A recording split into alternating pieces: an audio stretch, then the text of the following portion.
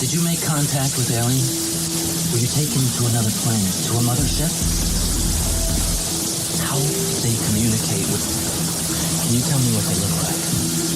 Can you tell me how many of them there were? Were you given food? But the teachers are alive. They're not books. They are the very living essences of nature itself. What a strange person. Unbelievably powerful supercomputer that's running our reality, and we don't have a clue as to how to operate it. So when maybe you or somebody else creates an AGI system, and you get to ask her one question, what would that question be? What's outside the simulation?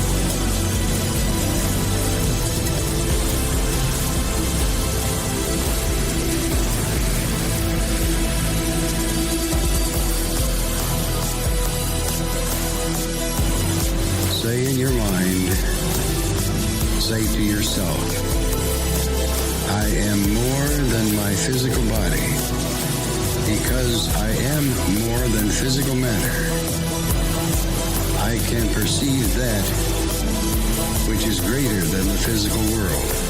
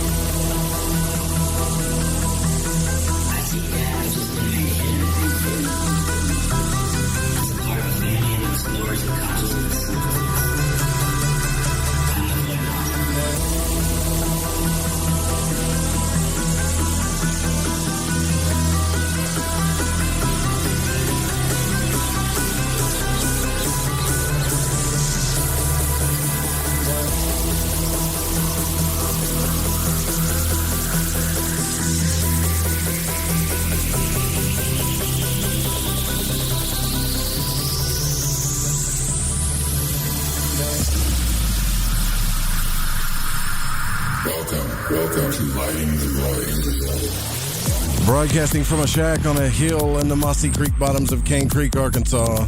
This is Lighting the Void, and I'm your host, Joe Roop. We are live on the Fringe FM. It's Wednesday night, April the 29th, on into the 30th. Author, playwright, and ET experiencer, Dr. Bruce Olav Solheim is with us. And I dropped some really cool graphics of his book in the Fringe FM chat room. You can join that chat room, which is a Discord server, anytime. Stays open 24/7. The Fringe.fm/chat room. The call-in numbers for tonight is always the same, 1-800-588-0335. That's what it is. That's what it's going to be. I really want to thank you guys because last night, that was a record for how many times the studio went down. I don't think I've ever went down that many times, but still managed to get the show through. So it went down like 5 times. Now, obviously, the way the new age and all this stuff is in digital broadcasting, everybody has to depend on the internet. A lot of studios are going to the home or to other places like that. So when you can have backup systems and all of that stuff, but when the internet goes kaput, it's out. So there's only one thing that can fix that. And we're working on all that stuff too. So I appreciate y'all's patience with that. And I really want to thank our guest last night for hanging in there, because that was really, really cool. The Astral Journal has been launched starting May the 1st. All of the patrons will have all of their stuff, at least something there for each package. And we've already had a few people sign up. And there's a special, so here's what I'm going to do for the chat room thing too, because I can't keep up with all of it. So there is a Voidwalker patron chat. It says hashtag Voidwalker patron. Now Macon's already in there. Amanda's already in there. Pacho's in there. There's the others will be in there shortly, but you should get an invite through Patreon. That is like the wormhole, kind of like how Art Bell had a wormhole. So if you ask a question in there, it's going to get asked pretty much. Just remember that. So take advantage of that. Also, the Secret Teachings, we're going to announce this for a week or so till everybody gets it. The Secret Teachings is going to be on at 11 p.m. Pacific. We are going to be going 2 hours for the time being until further notice. That's what we're going to do. And it's really paying off, I got to tell you, because a lot of people have been listening to Ryan's show, and his show numbers are picking up.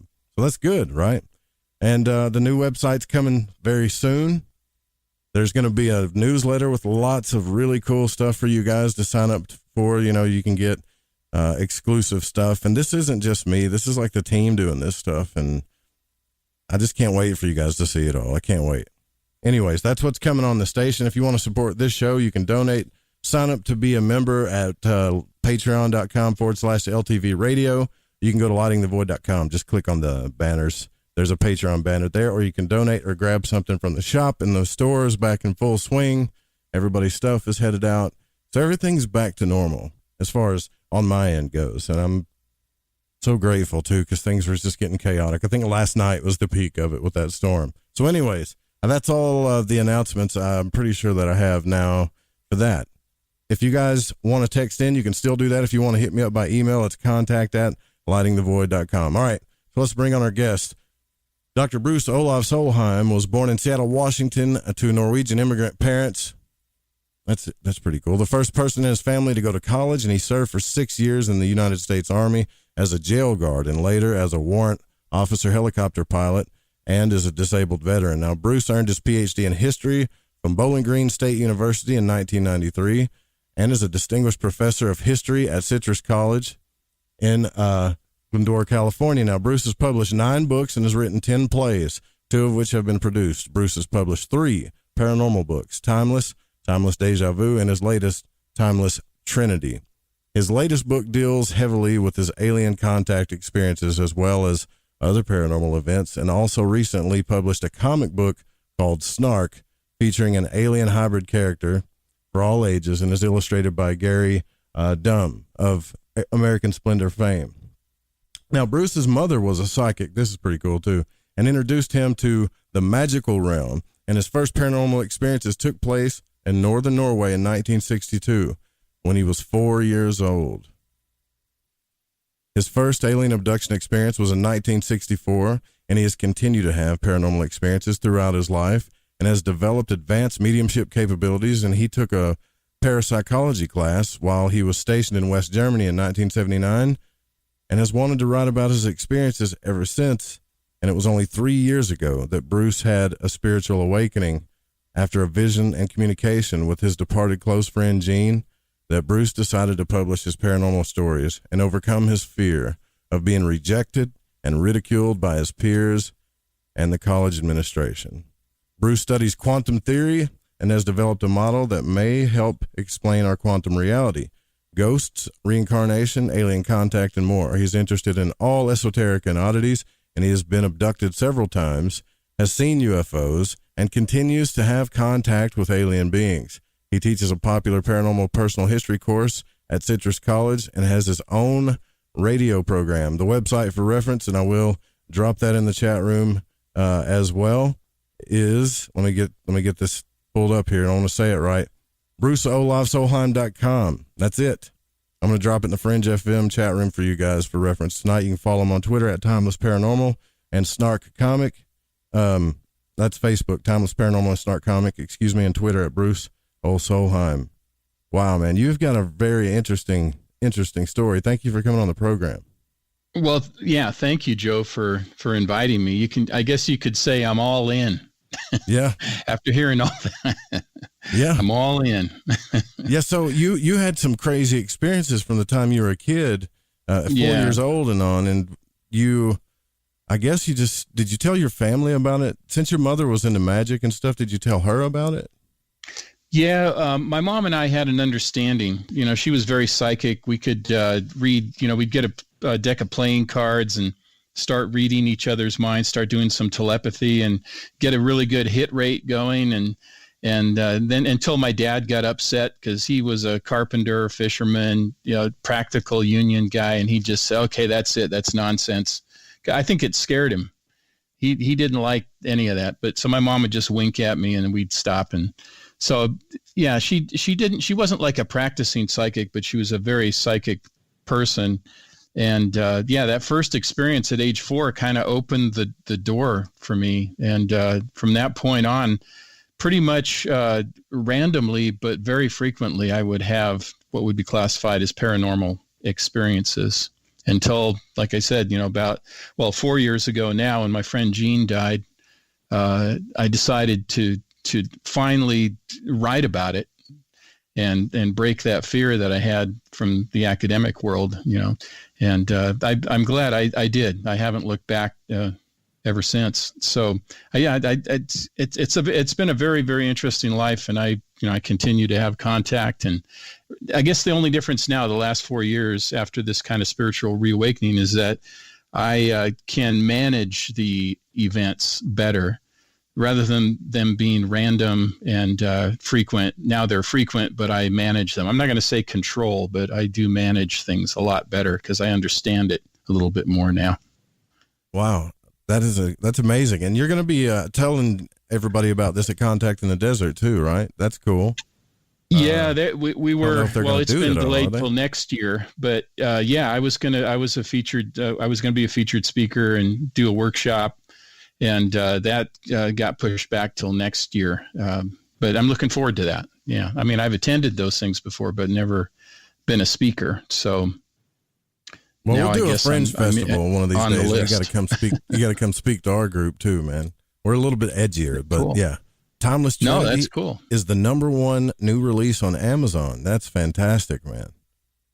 Yeah, it was #1 when it was a new release. Yeah, and now I got bumped, but yeah, it's doing pretty well. It's got a pretty striking cover by Gary Dumm of a reptilian female who came to me in a vision and pretty much scared the heck out of me.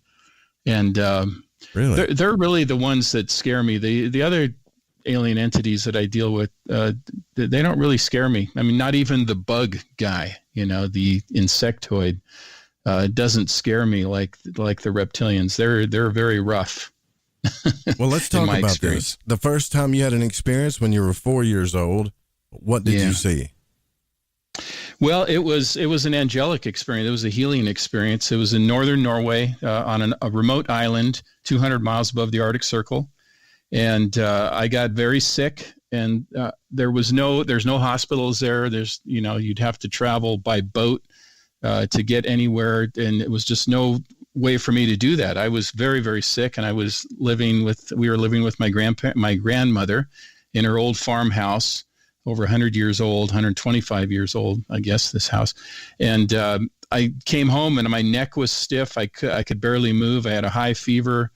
I had trouble breathing, and I just was lying down in my grandmother's kitchen. She had this little bed because she had a bad leg and couldn't go up and down the steps all the time. So I was lying there, and the relatives from next door came over and said, "Oh, this is what happened to your cousin when he got polio. This is what happened to your older brother, and then he died the next day." So they were just scaring me. I was crying, and it was terrible, and there was nowhere to go. I just had to try to make it. And in the middle of the night, I just stayed there in that little bed. In the middle of the night, a light came above me, a very warm light, and a presence. And I'm not going to say it was a full-bodied thing, but it was a presence, and I knew it was a presence. And even though I was very young, I knew it was something good, and it took all my fear away, everything. I mean, I wasn't afraid anymore. And when I woke up in the morning, I told my mom and my grandmother about it, and I was perfectly fine. I wasn't sick at all, no fever, I could move, And my mom said it was a miracle, that it was my guardian angel. That's what my grandmother said too. And from that point on, things just started happening. So I think that opened the door for me. And then, with the lineage with my mom, I think that gave me a nudge as well. So that was the first experience. So it was a good experience, healing experience. And I've had, good experiences. I've had not very good experiences, a full run of different things that have happened to me, demons and bad, evil spirits. Like I was on I don't know if you want, in January 2019, there was a film producer that wanted to do a documentary, and he heard me on another radio show and said, "Hey, I'll fly you to Chicago. Let me do some tests on you to see if you're worthy for this project." So it's kind of like somebody challenging you, right? So it's kind of a cautionary tale. But anyway, I thought I'm gonna accept that challenge. He's gonna pay for my flight, my hotel, and do this test. Sure, I'll do it. And I went there, and man, it was it was not good. He took me to different places around Chicago and north of Chicago, very bad places. And the one that I'll tell you about is we went to this location south side of Chicago, which is a pretty rough area to begin with, very depressed area. And we parked in this Aldi's parking lot. And here I was trying to impress this guy, he was filming and everything. And okay, I got to really do something good here and pick up on stuff. So I put my radar, I call it my radar dish, I just put it up and come on, let's see what I pick up. I wasn't really guarded very much and didn't get all the protection I should have had. And anyway, so the first thing I see when I come out of this car and go into this alleyway is I see like it's the 1880s or 1890s. There's all these like horse and buggies and people in dark clothing going everywhere, and everybody's moving except for this one guy standing in front of me, and he's got a long dark overcoat and a bowler hat and one of those curly mustaches and dark eyes. He's just staring at me. He's the only one that's not moving, and I'm seeing this in my mind's eye. And I go, that guy's creepy. And then I continued to walk into the alleyway, and this kind of image went away. And I went up to touch this tree because it was an old tree. And I always feel like if you touch something that's been there for a long time, you're going to pick up on something. And I went to touch it. And right as I was about to touch it, I was driven into the ground. And I'm a big guy. I'm about 6'3", 260. So I'm big. And this force just pushed me down into the ground and held me down. And there was nobody there. It was this psychic force that pushed me down and held me down. And the worst part of it was I started seeing imagery of like people in a dungeon, and they were being tortured, and men, women, and children, they were being tortured. They're dead people. They were like reaching up to me from under the ground. And it was terrifying. And I kind of lost my strength. It's like I was fighting to get to my feet again. And finally I was released, and I stood up, and the guy wasn't filming at the time. He had me on audio, and he came running over. What's wrong? And I said, no, this is really bad. I said, we got to get out of here. And he said, I feel funny too. And so we got in the car, and we took off, and I said, what was that place? Cause he didn't tell me what it was, cause he wanted to see what I could pick up. And I wasn't familiar with the area. And, I said, what was that place? And he said, well, that was the site of the murder hotel where H.H. Holmes murdered maybe up to 300 people. He was America's first serial killer, they think, in the 1890s in Chicago.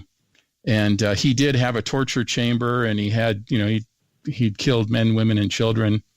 And I had picked up on that. And I was actually physically injured. When I was driven to the ground, I hyperextended my left big toe. I hurt my knee. That lasted for about almost a year. It was in pain from that. And it just goes to show you that, these things are real. It's not just a psychic attack. Like you could feel like some demonic thing or whatever that can scare you or whatever. You can be physically hurt. And there was some really bad energy. Now, whether it was H.H. Holmes himself or it was the demonic entity that drove him to murder, whatever it was, I was violently attacked. And if I would have known, I told that guy, I said, don't ever take me to a place like that again. I felt like I was ambushed. Now, from an entertainment perspective, I knew why he did it. He just wanted to see if I'd pick up on it and get it on film. Of course, we didn't get it on film, but and it's a lesson learned. You got to be really careful with this stuff. And I really learned my lesson because I was really trying to impress him, so I wasn't as guarded as I'd usually be. So that's something really negative that happened. That residual effect went on for about a month. In fact, my students in my paranormal class picked up on it when I came back. And one lady who's a psychic, I have psychics who take the class, and she said, I can't even be in the same room with you. What happened to you? And I told the story. And so I went and found a shaman, a friend of mine who's a shaman, and we did in the Peruvian tradition, and we did a cleansing, and there was some attachments and stuff. And so anyway, it can be kind of a dangerous thing doing this stuff. And it was, like I said, a cautionary tale. You got to be very, very careful. Now, are you certain that whenever you saw these entities and had these experiences, that you were fully conscious, like you weren't in between sleep states sometimes or anything like that? No, in this case, I was wide awake, and being, like I said, I was on point, I was trying to really impress this guy. Other experiences, like you're in the alpha brainwave state, oftentimes halfway between sleep and wake, and other times you're fully awake, and other times things intrude into your dreams, that kind of thing. So I've had, and I've seen full-bodied apparitions. I saw one in Austria, near Salzburg in the mountains there, in a very traditional area. I saw in New Hampshire, in New London, New Hampshire. I was staying at the old Academy building. I was there for a job interview, and I encountered the ghost, the full-bodied apparition of Susan Colby, who was the founder of the college, in this very, very haunted old building. So I've had a lot of different experiences. One when I was a young teenager with my mom, in fact, was we were at an open casket funeral, and it was an old friend, an old Norwegian man who had died, and it was the first funeral I'd ever been to, much less an open casket one. And I was looking at him in the casket, thinking how weird this whole thing is. And all of a sudden I heard his voice. He just said, Hey, Bruce, it's okay. I'm okay. Don't be afraid. I'm okay. That's all he told me. But it was his voice in his Norwegian accent, very distinctive voice that he had. And I looked over at my mom, and she just kind of winked at me, because my dad was sitting on the other side of her, and she didn't want to bring it up and get my dad all riled up about it. So I knew that she heard it too. So that's just a couple of things that have happened, and that doesn't even include the extraterrestrial stuff. Wow, just the more standard paranormal stuff. Why do you think all this stuff is happening to you? Honestly, have you asked yourself that? Yeah, I have. Why me? In some ways, before I really decided to start telling these stories, I figured, well, maybe everybody else has a lot of these things too, and just doesn't talk about it, and for whatever reason. And but I think what it is a combination of factors. In Whitley Strieber's book, A New World. And he's well known for his book Communion from many years ago. But he says that with at least with extraterrestrials, that certain people have some kind of, they have what he calls a glow. So what he calls extraterrestrials, he calls visitors. He says that they can see that glow, and that's who they go to. Oh. I think with the deceased, or entities that are in the spirit world, both malevolent and benevolent ones, see something about a person. And I don't know if it's a glow or if it's what I said. It's I imagine a big radar dish above my head, but they just glom onto you. They just say, okay, there's something about that person. And I'm not saying like special, like I'm that special. It's just for whatever reason, I'm receptive to it. And they know, they're not going to waste their time trying to communicate with somebody who's not listening, or it doesn't want to listen. They're going to go to the people that have already been there, done that. You know what I mean? They have the experience. Yeah, that makes sense. And like my friend Gene says, he says, experiencing is believing, and believing is experiencing. Because once you have an experience, it's hard not to believe it. And then once you buy in, once you're in, more experiences come, and they just keep rolling along. So I think that's how it works. I mean, I have a theory about the whole thing, that I think the alien world, the spirit world, and the quantum world are all really the same thing. And I think that's the key. And there's some scientists that believe that too. Interesting. Well, we can go into that too. And I also want to talk a little bit more about some of the experiences that you've had. You put your questions in the chat room, guys. We'll be right back. Stay with us. More Lighting the Void coming up.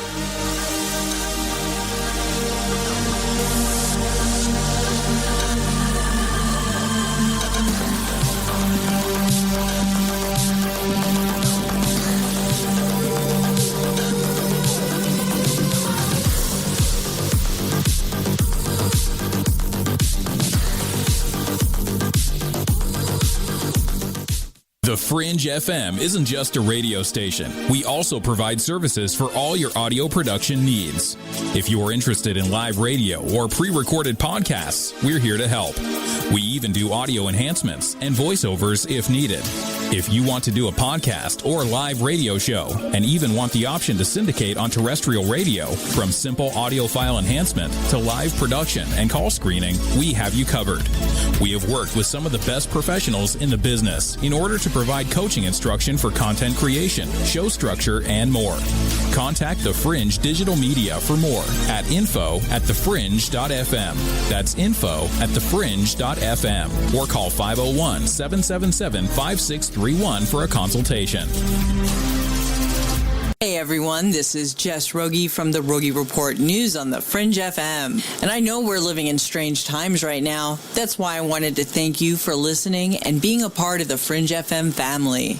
Check out the Rogie Report News on the Fringe FM, and remember to stay safe. All right, man, this is Crow 777, and you are listening to the Fringe FM. Please listen. Now is not the time to fear. When your immune system is strong, shields up. You have very little worries. If your immune system is compromised, you're susceptible to all viruses. I say shields up and no fear. Try Heart Love from GetTheTea.com. Heart Love has a special ingredient called allicin. It comes from the healing part of the garlic plant. No garlic breath, no garlic leaking out your pores, just pure immune-building ingredients that gets your shields up. Heart Love is a unique blend of herbs that loves to build you up. Google garlic and know the benefits. One Heart Love pill is equal to 20 cloves of garlic. 20 cloves. Shields up. You've heard of our Life Change Cleansing Tea at GetTheTea.com. Now try Heart Love. And by the way, take your blood pressure and watch weekly what happens. So here's how to purchase. Log on to GetTheTea.com. That's GetTheTea.com and build your shields. That's GetTheTea.com.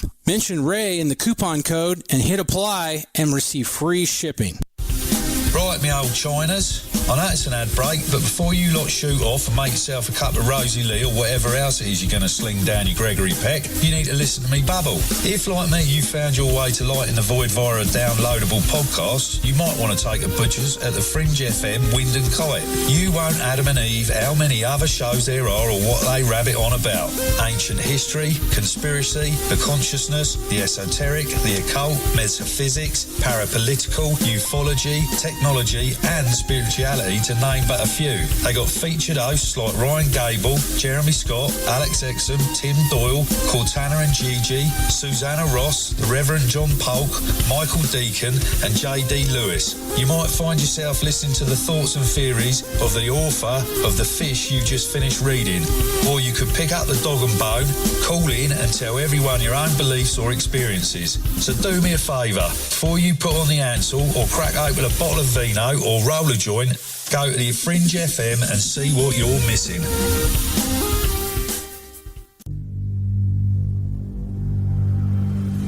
From a cave in the depths of your mind, it's Lighting the Void with Joe Root. Have you ever seen an ad or banner which brought you a feeling that someone is reading your mind or even listening to your conversations? Your online data is being used against you. Surfshark is a VPN service that makes online privacy protection easy and attainable. You can use it on as many devices as you'd like simultaneously. Surfshark encrypts all internet traffic sent to and from your devices and ensures that your IP address remains hidden. The VPN service that we use at UFO Seekers, plus 1 month free for $1.99 a month. Visit surfshark.deals/seekers. Hey, I'm J.M. DeBoard, and when I want to talk about dreams, I look up my man Joe Root and his show, Lighting the Void.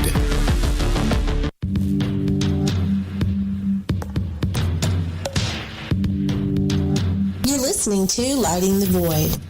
The call-in number is 1-800-588-0335. If you would like to text, you can text in at 501-777-5631. All right, welcome back to Lighting the Void. Our guest tonight, Dr. Solheim, Dr. Bruce Olav Solheim, and we're talking about his books, his new book, also his experiences. You can go to the website, bruceolavsolheim.com, for reference tonight. And you know what I think is really cool is some of the people I've talked to on this show have endorsed your book, man. And these are some of my heroes in the game. Jeffrey Mishlove, Dean Radin. Dean Radin said, Timeless Trinity, which is the name of your new book, helps break the woo-woo taboo that prevents us from admitting that sometimes our personal experiences reveal a far more complex and nuanced understanding of reality than polite society is ready to admit. Even I can tell you, even in this community, there's a thought process that there's certain things that are welcome. Consciousness exploration is starting to be more welcome. But I see this trend kind of happening now too, and I feel it, and I can understand why. The experiencer or ET person they're still like the hardest to believe. That and the Bigfoot folk, right? Right. And I think that might be why, especially with your education and background, why it's hard to talk about this? Like, when did you come out and start telling everybody exactly? Do you remember? Yeah, it was after, other than a few select friends and a couple of family members, very few people.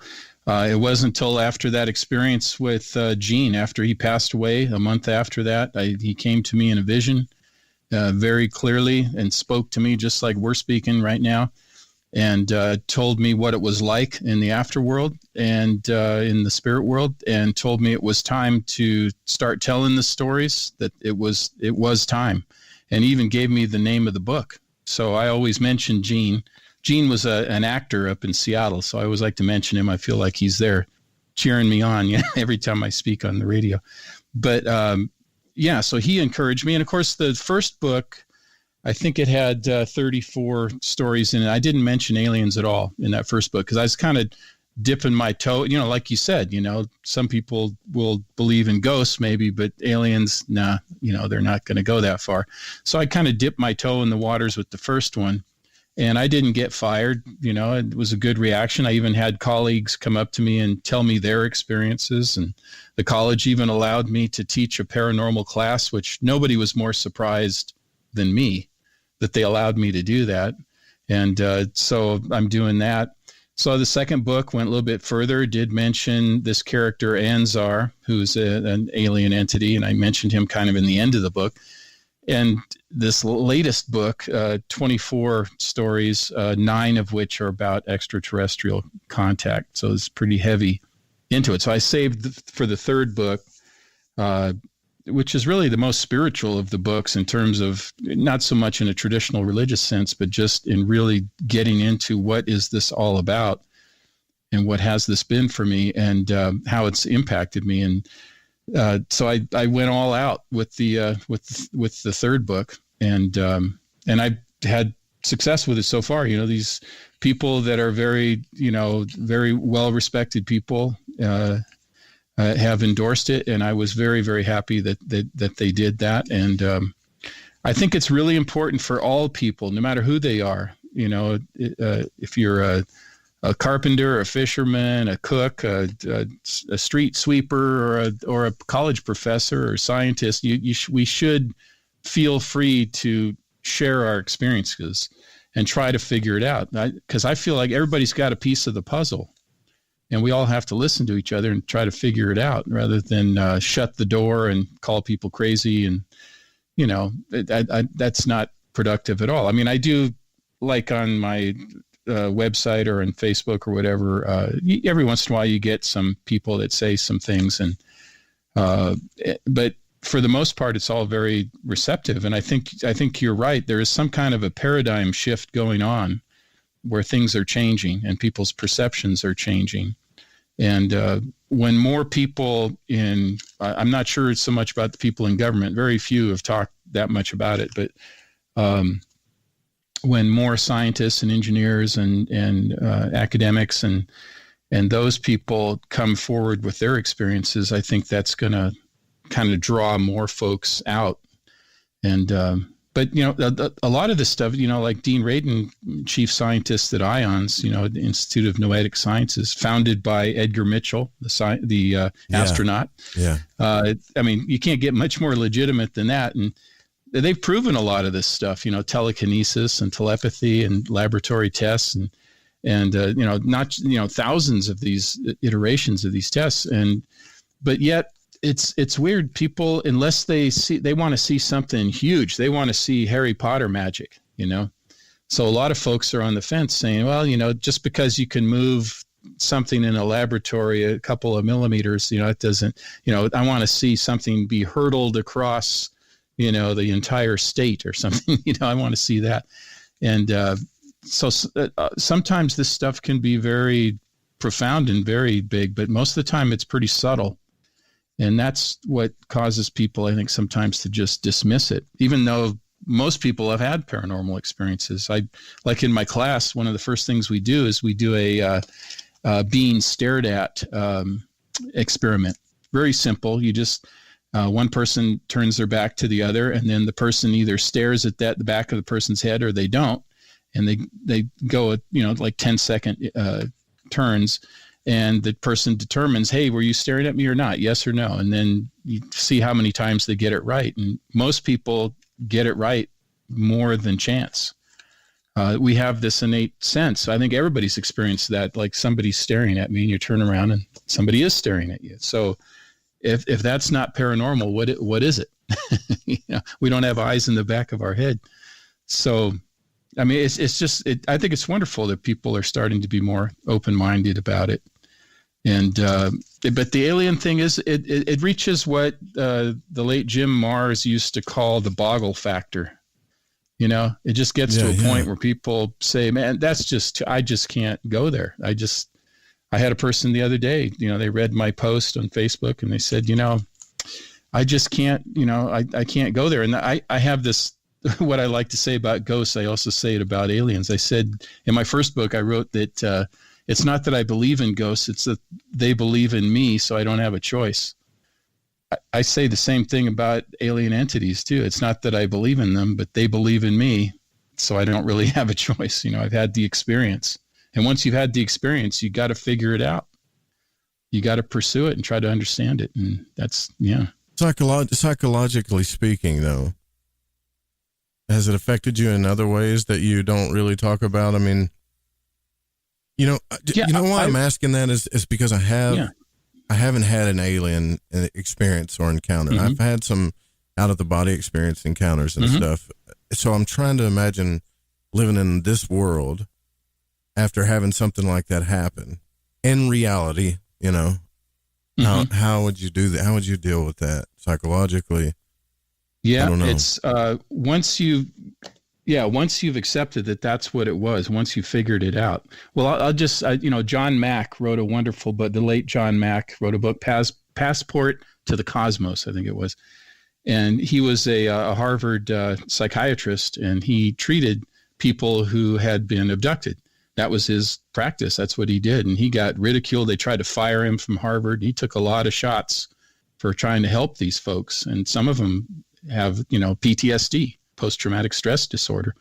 And there was one lady who said that she asked something. She asked one of the alien entities, do you want us to, believe in you? And the alien, I guess the response was, well, we want you to believe in us, but not too much, which is a rather interesting response, I think. And it does tell you something that you can't go around thinking about this stuff all day long. I mean, all these experiences I've had, my wife, Ginger, she is not an experiencer. She's had some strange paranormal things, but, very few.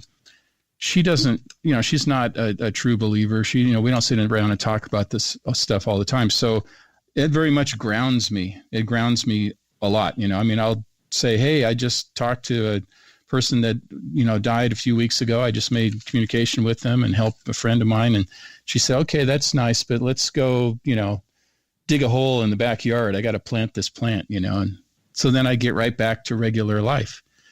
But I'm glad I'm not married to a psychic.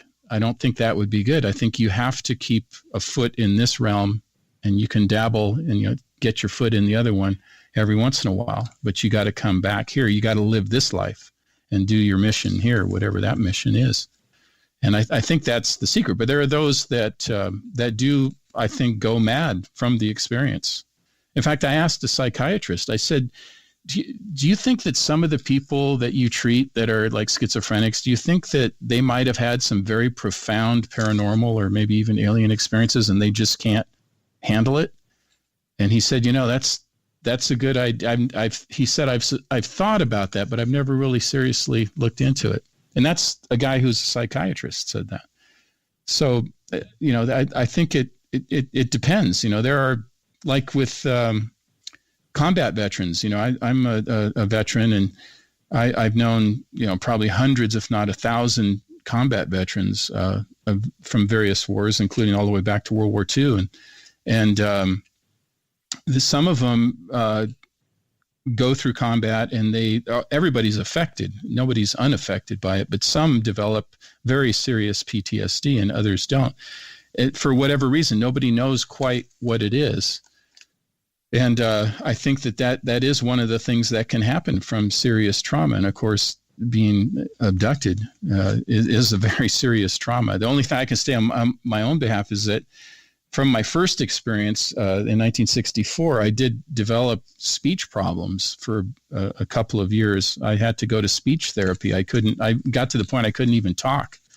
And it took about 2 years for that to come back to where now I talk for a living, right? I mean, I teach, history and go on the radio and stuff. So yeah, even though that was a negative consequence of it, I still look at it as a positive thing because it was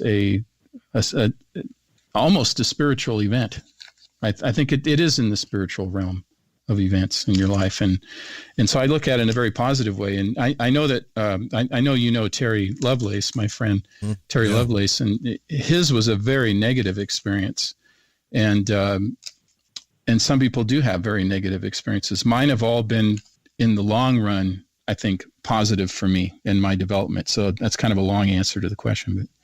No, it's perfect. I mean, there's you definitely had some psychological stuff you went through there, Yes. Definitely.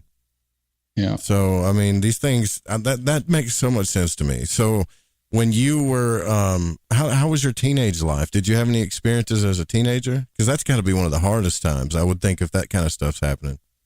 Yeah, things kept occurring throughout my life. And like the one thing at the open casket funeral, there was experiences in Norway again, in my grandmother's house.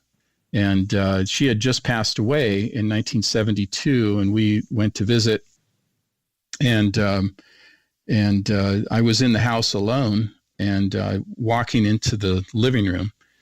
And it's this old farmhouse, and I felt a hand on my shoulder. And my grandmother, she'd only died a month or two before we got there. And so the house still smelled like her. I mean, where her stuff was, you could still tell, that was my grandmother. And I smelled her and felt a hand on my shoulder. And I ran out of the house, and went next door to my cousin's house where my parents were having coffee and visiting. And they said, "What's wrong?" And I said, Grandma just grabbed my shoulder. And my very laconic Norwegian cousin, who's a dairy farmer, I mean, this guy, he's just typical Northern Norwegian. He goes, "Oh yeah, that happens all the time around here." It was no big deal. It was no big deal to him. But this is the kind of stuff that kept happening. And in my formative years, and the experience in 1973, which was just a year after that, that was an abduction experience. I call it my special processing experience, and that happened when my Norwegian aunt, I call her my Nazi aunt, and that's a whole other story. I mean, she is quite a story. She was a Nazi collaborator in the Gestapo, and when the Germans invaded Norway, and she was sentenced to death, and then later her sentence was commuted, and then she got out after 9 years on an insanity defense or whatever. She said she was going crazy, so they let her out. But anyway, she was crazy like a fox. She got out, and she was visiting with my uncle, and in the middle of the night, right after Christmas, they're there for Christmas Eve, and later in the evening before midnight, I woke up and my cat freaked out because my cat used to sleep on my bed, big heavy cat. He freaked out and jumped off the bed, and I looked over in the doorway, and there was my aunt, or who I thought was my aunt. And I said, what is my aunt doing in the doorway? This is weird. And there's like these little entities around her. This is my conscious memory, what I remember from that experience. And of course, in my mind, I'm thinking, in these years later after that, because I was 15, I guess, when that happened. I thought, oh, well, she's here to, do something illicit, with me or whatever. I mean, she was a Nazi, wouldn't she probably do that kind of stuff? So that's what I was thinking in my mind, right? But I didn't have any evidence of it or anything other than that she was in my doorway in the middle of the night and wasn't supposed to be there. Well, that was my conscious memory, but I always thought something was weird. Like, what were these little entities around her, these like little shadow people or whatever? And, but I never really delved into it. I just kind of kept it in the recesses of my mind. But then I decided, after I met Terry Lovelace and I then it was introduced to Yvonne Smith, who does hypnotherapy and hypnotic regressions, I combined my conscious memories with that hypnotic regression.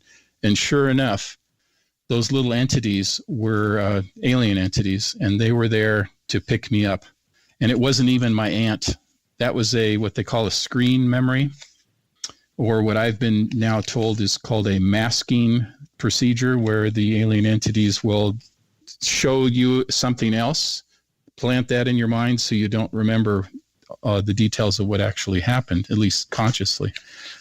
But I remembered enough to know that there was something bizarre about it.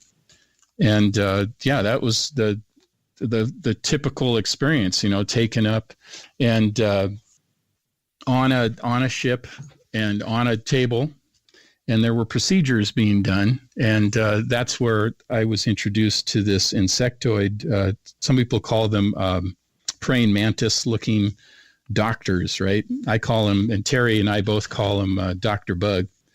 And they were doing procedures, and these little guys were around us on this table. And he was, I would say he wasn't evil, but he didn't have a very good bedside manner. That's the way Terry remembers it too. He was very direct, and he just telepathically, of course, and was kind of mad at these little entities that they were, kind of clumsy with me. They had this like head brace on me. He told them to take it off, and I asked him, I said, "What is going on?" And he said, "Well, you don't need to know that much about it. It's you're being processed, special process we're doing." And I had more questions, but before I knew it, he just kind of touched me and I was out. And I don't remember anything else in the regression, right? And then next thing I know, I'm in my bed, and the whole thing is over. So this combination of conscious memory and the retrieved memories that were masked put together the whole story for me. Because one thing Yvonne asked me later after the hypnosis session, and by the way, two or 3 days after the hypnotic regression, you start having very lucid dreams, and you start remembering a lot more stuff. So it's not just the session itself; it just kind of opens up a log jam of memories, and so I remembered even more. But she asked me, she said, "Has your aunt ever been, done anything like that before? Have you ever had any other memory like that where she was in your doorway or in your room?" I said, "No." And she said, "Well, that's kind of unusual. If she was a predatory kind of person and had access to you, you think that would happen more than once." So, that's why she said that's what alerted her to the fact that she thought it was more than what I consciously remembered. And so anyway, that all came about because I was on a radio show with Terry, and that's how I got to meet Terry Lovelace on, telephonically or whatever. We became friends. Yeah. And I remember when I first heard his story, I go, this is a very credible dude. I mean, this guy, he's an assistant attorney general. He's a prosecuting attorney. He's an Air Force veteran. This is a really solid guy, and he's got this fantastic story where, that involves military intelligence and implants and stuff. And I kind of had that boggle factor at first. And I remember thinking the first thought I had was, man, I'm glad that didn't happen to me. And then as time went on, I started to think, oh my God, I think it did happen to me. And then it started coming back, and that's what led me to go get the hypnotic regression. So, but, some of it's from conscious memories, some of it's from retrieved memories. And I had an experience in 1977 that was kind of even more than that. It was conscious memories. It was my friend who was there with me, who I call Ernie in the book, and hypnotic regression, and also some physical evidence that I can talk about if you want me to. That was from 1977, which, by the way, was the same year that I guess it was a year for abductions, because that's the same year that Terry was abducted. Yeah, interesting. Yeah, I do want to talk about the physical evidence. That is definitely something I want to talk about. We're at the top of the hour here, though we got to take our break. Dr. Bruce Solheim. Wow. Pretty cool. Hey, look, I dropped the cover. Go check out this book. Go to the website. I dropped the cover of the book, too, in the Fringe FM chat. But if you go to the website, you can see all the books. Pretty cool stuff. We'll be right back.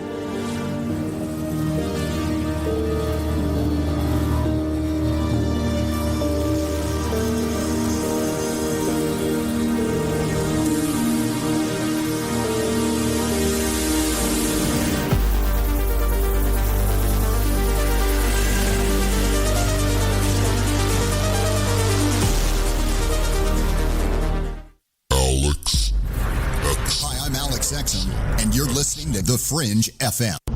Are you intrigued by paranormal talk radio? You'll love the new paranormal radio app from TalkStream Live. You'll find a great selection of talk shows covering UFOs, ghosts, strange phenomena, and much more. Download the Paranormal Radio app now and start listening to the very best in paranormal talk entertainment, including the network you're listening to right now, the Paranormal Radio app. Free in Google Play and the iOS App Store. Hey, this is No Way Jose, a Northern California Piscean stuck in the Arizona desert. I'm a void walker, and I got the shoes to prove it. So what do I do when my soul yearns to delve deep into the realm of the unknown? I aim my satellite straight into the night sky and catch a smooth ride on the KTLK-DB radio waves. I tune into Lighting the Void with Joe Root on the Fringe FM. Joe, Lighting the Void is the best show on the planet. This is Barney, your friend from Facebook. Thank you and all the crew for all you do. Namaste, my friend. This is Macon from the foothills of North Carolina, and I am a void walker. G'day, void walkers. This is Lily from down under Australia. The world may be small, the enigma is greater. So let your curiosity take you for a journey with Joe Root. Hey, this is Fee, coming in from Central Maryland, and I am a void walker. This is Kevin Doherty, a beginner void walker. I'm from Vancouver, BC. I know a little about a lot, and as Leonard Skinner said, I guess the rest. I learned a lot from Mr. Root in the show, and heard it from the beginning. I knew right then he was going to be a New York Bell. Thanks for all your shows, and keep it up. Hey, this is Derek from Mass, a.k.a. the Night Stalker, and I'm a void walker. This is Mark from Chicago, and I walk the void to ascertain what is consciousness. My name is Jared Johnson, and I'm from Humboldt County, California. I do not know all the answers to the questions about reality. I do not claim to know the ultimate truth about life. I seek that which has been made hidden as a part of a family of explorers of consciousness. I'm a void walker. Thanks, Joe Root. I'm Clyde Lewis. You are listening to The Fringe FM. Hey, is that a new music app? Yeah, check it out. Surfer Music Discovery. It links to thousands of online stations, but the twist is you see the song names and artists that are now playing live. That's different. No guessing. Looks like a waterfall of music. So many formats. Rock, oldies, country, R&B, jazz, and a whole lot more. How's that spelled? Surfer. S-U-R-F-R. Is it expensive? It's free. No need to sign up or sign in. Get the Surfer Music app free from Google Play or the App Store. Have you ever seen an ad or banner which brought you a feeling that someone is reading your mind or even listening to your conversations? Your online data is being used against you. Surfshark is a VPN service that makes online privacy protection easy and attainable. You can use it on as many devices as you'd like simultaneously. Surfshark encrypts all internet traffic sent to and from your devices and ensures that your IP address remains hidden. The VPN service that we use at UFO Seekers, plus 1 month free for $1.99 a month. Visit surfshark.deals/seekers. We all have that story to tell in our lives. The winds were howling. The ground shook. You could hear rushing water. And then history repeats itself. When there's no power, refrigeration fails. Stores with their shelves stripped bare. ATMs can't operate. Deliveries stop. Then what? These events can last days or weeks. You need a plan. In statements made during recent interviews, FEMA Administrator Brock Long has repeatedly urged all Americans to understand 3 truths. FEMA is broke. The system is broken. If this is the new normal, Americans can't rely on federal cavalry when disaster strikes. Don't get caught out in the elements empty-handed. Prepare with us by going to preparewiththefringe.com and get your 2-week food supply. 92 servings, 8 food varieties with 25-year shelf life. Normally $137, now only $75. Or get a month's supply, normally $247, now only $147, shipped in 1 business day. Just go to preparewiththefringe.com or call 888-440-7931. That's 888-440-7931. Get this great offer and be prepared while it lasts. Hey guys, this is Dave Cruz, host of Beyond the Strange Paranormal Podcast and live stream show. I'd like to say thank you for spending your time quarantined with us here at the Fringe FM. By listening to the show, not only are you getting great paranormal content and alternative news, you're bonding with all of us. Join us on the program live every Sunday night at 7 p.m. Pacific, 10 p.m. Eastern. All information for guests, times, and links are all at www.beyondthestrange.com. Also, remember to visit thefringe.fm to see the schedule of all the live shows, guests, and their websites, along with other great programming. We don't know how long we have to stay at home, but spending it with us means just about everything to everyone here at Beyond the Strange and the Fringe FM. So once again, I'd like to thank you and remind you to stay safe and stay strange, and Godspeed. This is the Rogie Report news on the Fringe FM. I'm Jess Rogie. On Monday, the Pentagon released 3 unclassified videos showing unidentified aerial phenomenon. Back in September of 2019, the Navy acknowledged the accuracy of the footage, and the Navy now has formal guidelines for how its pilots can report when they believe they've seen possible UFOs. The Navy's videos were first released in December of 2017 by the To the Stars Academy, a company co-founded by former Blink-182 musician Tom DeLonge. The videos are titled The FLIR 1, Gimbal, and Go Fast, and they were previously published by the New York Times. According to a statement, the Department of Defense is releasing the videos in order to clear up any misconceptions by the public on whether or not the footage that has been circulating was real or whether or not there's more to the videos. The aerial phenomenon observed in the videos remains characterized as unidentified. The released videos can be found at the Naval Air Systems Command FOIA reading room online. Boston Dynamics Spot the Robot Dog has been seen on YouTube performing tasks such as loading a dishwasher and even dancing. The robot has assisted bomb squads and even worked on an oil rig. And now Spot's being used to help the fight against COVID-19. The robots are being used as telemedicine support and helping in triage tents and parking lot testing sites. Spot is equipped with an iPad and a 2-way radio to help doctors remotely communicate with patients in the tents. Boston Dynamics is open sourcing its hardware and software stack to format the robot for healthcare work. Boston Dynamics says no proprietary hardware or software is required to transform other robots into triage workers. In strange COVID news, while you're stuck at home, why not hunt for Nessie? Join the 30,000 more people who started looking for Nessie during the lockdown. Loch Ness Monster researcher Miko Takala told the Scottish Sun that a normal-sized Nessie Cam audience is about 100,000 viewers per month, but he's noticed viewership has increased during the pandemic by 30%. Adding an additional 30,000 people watching for Nessie. And sightings have risen 15% during the lockdown. This is the Rogie Report News on the Fringe FM. I'm Jess Rogie. Somewhere between abnormal and paranormal, there's a show called Into the Paranormal. I'm Jeremy Scott. Hear me live Saturdays at 6 p.m. Pacific, 9 Eastern on the Fringe FM.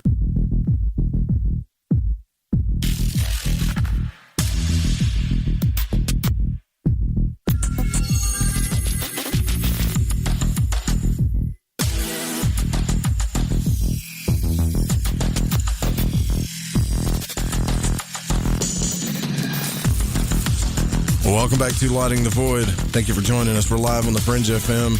Following the broadcast, The Secret Teachings with Ryan Gable will be on. And, just like Dave and Jess Rogie are saying, we do want to thank you for spending your time with us here at the Fringe FM while you're on your, I guess, quarantine, I guess if that's what this really is. But, yeah, really, thank you so much for spending that time with us. Dr. Bruce Olav Solheim is with us tonight. We're talking about his new book, Timeless Trinity.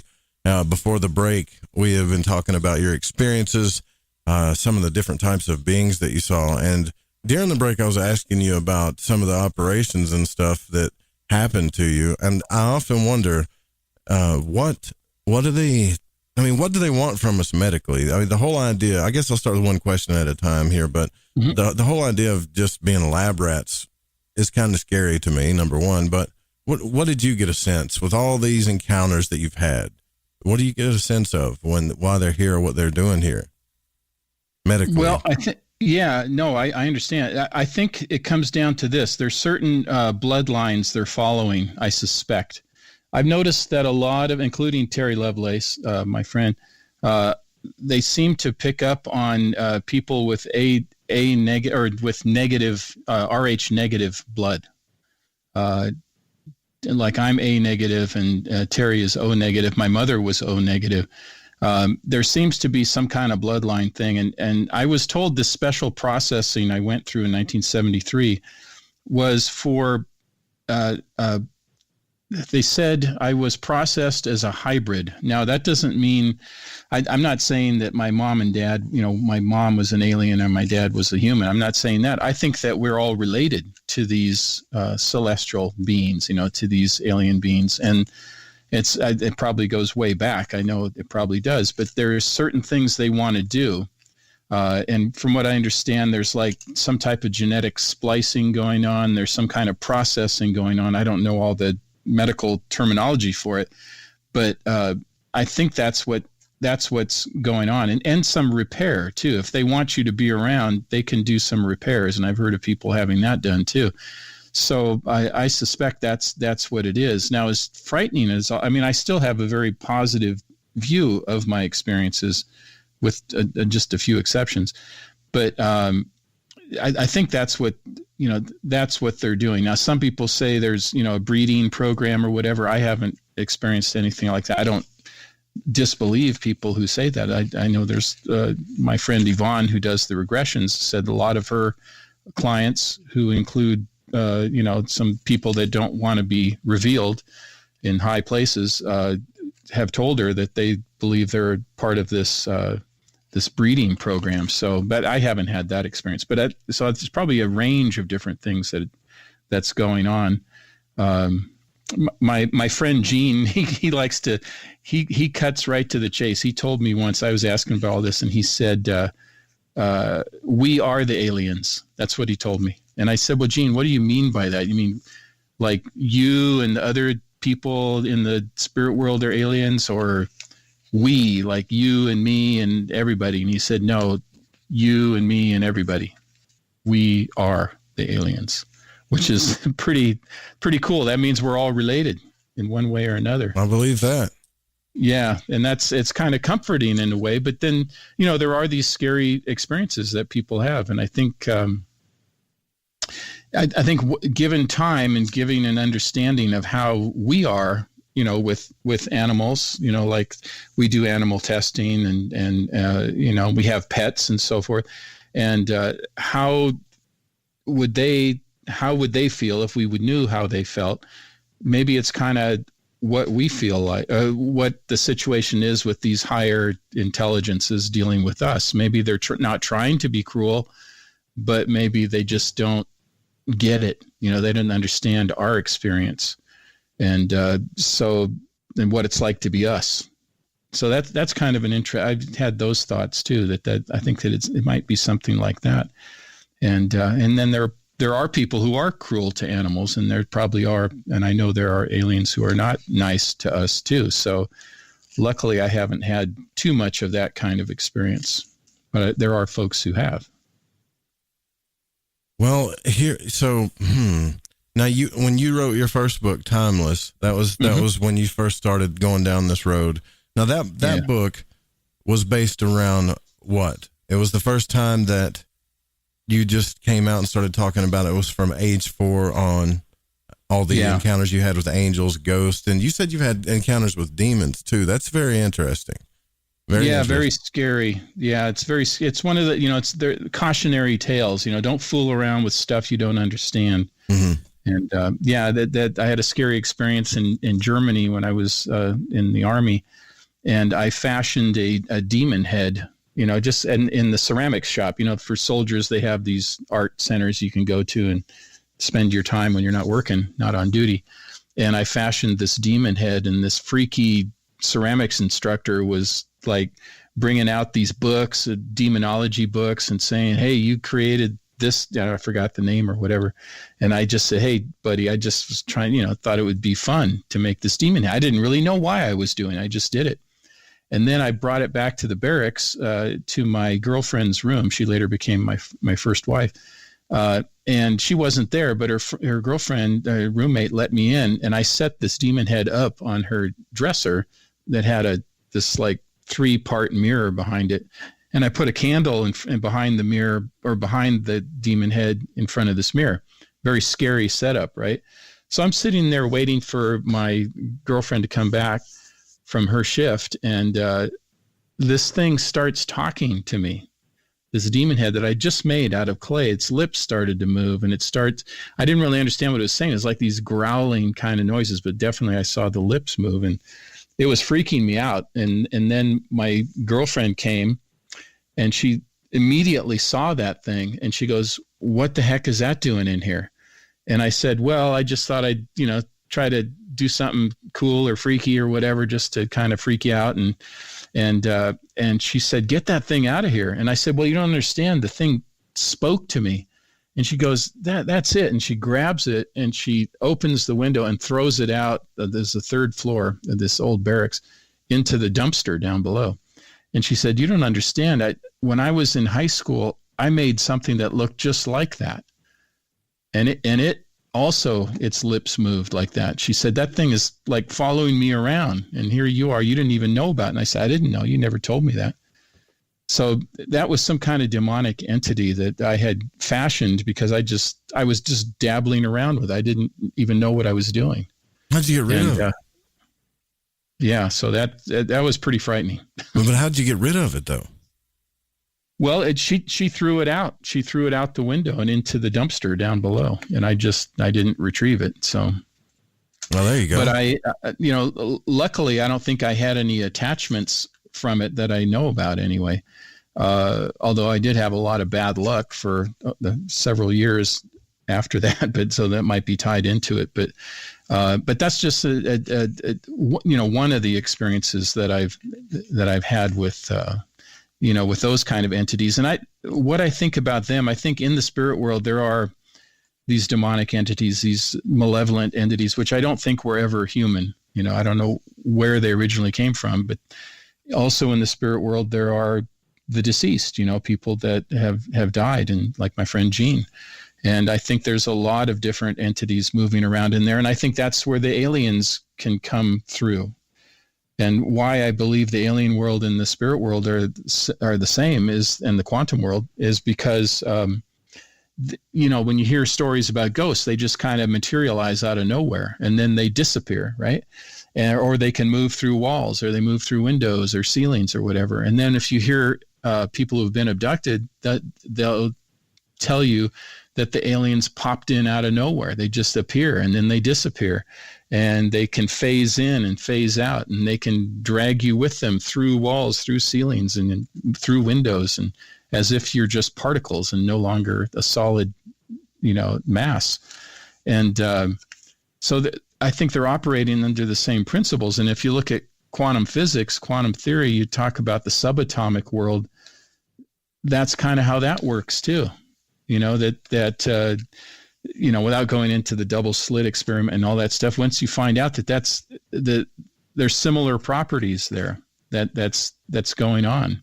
Yeah, see, that's what I was trying to talk. It all made sense to me when I'm not pretending to be a quantum physicist. Sure. I'm just saying that it all made sense to me.